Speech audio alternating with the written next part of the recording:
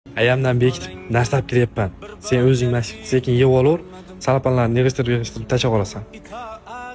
Ayam baribir yemaydi bunaqa narsa. Yomon ko'radi bu narsani. Qanaqasiga yemaydi, qanaqasiga yomon ko'radi ona? Ash xotiningiz yaxshi ko'rib yeyotgan narsani ona ham yaxshi ko'radi. Onani ham yeydigan og'zi bor. Hamma narsani yaxshi ko'radi. Sizning pulingiz ketmasin, ashu bolam puli cho'ntagida tursin, men hozir bu narsani yaxshi ko'rib yeyman deb aytsam, ashu narsani olib kirib berib, cho'ntagidan puli kamayib qolmasin bolami deb turib, "Yo'q, men yomon ko'raman" deydi ona. Ha, olib kelyapsizmi? Ras olib keldingizmi? Ko'chadan narsa bunday olib kirib, "Ona, mana bu narsani olib keldim" deb onaga bering. 100% men javob beraman. Bir 20%ni olib bo'ladi. 20%ni.